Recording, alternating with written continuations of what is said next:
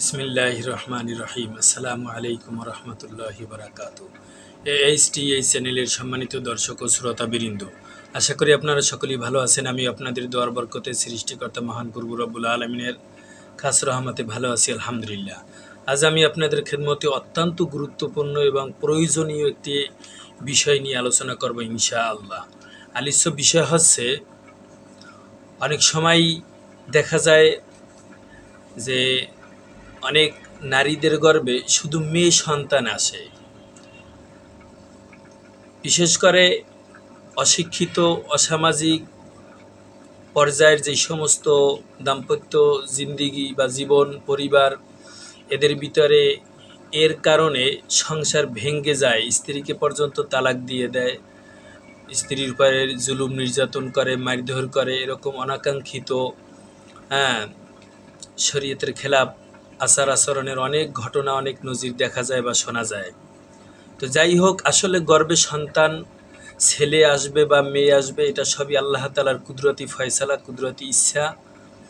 তো যাই হোক, এরপরেও মানুষ অসুস্থ হইলে ঔষধ খায় সুন্নত হিসেবে। রোগ দান করে আল্লাহ তাআলা, শেফাও দান করে আল্লাহ তাআলা, কিন্তু চিকিৎসা সেবা এটা সুন্নত হিসেবে গ্রহণ করতে হয়।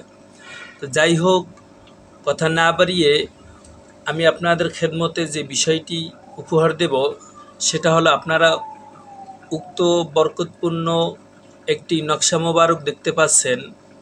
উক্ত নকশাটি রবিবার দিন লিখতে হবে এবং বৃহস্পতিবার থেকে খাইতে হবে।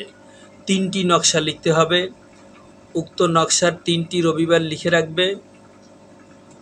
বৃহস্পতিবার একটি খাবে ভিজিয়ে পানি, স্বামী স্ত্রী উভয়ে। শুক্রবার খাবে স্বামী স্ত্রী উভয়ে। শনিবার খাবে, অর্থাৎ 3টি নকশা ভিজিয়ে 3 দিন খাবে। একটি নকশা ভিজিয়ে স্বামী স্ত্রী উভয়ে খাবে এবং উভয়ে ওই 3 দিন উভয়ের স্বামী স্ত্রীর মেলামেশা হওয়া জরুরি, স্ত্রীর সাথে স্বামীর সহবাস করা জরুরি। তো যাই হোক, সুন্নত হিসাবে আপনারা উক্ত বরকতপূর্ণ আমলের উপরে ভক্তি একিন নিয়ে আল্লাহ পাকের সাহায্য রহমত কামনা করে আমল করবেন। অবশ্যই নকশাটি, বরকতপূর্ণ নকশাটি মিশক জাফরান দ্বারা লিখতে হবে।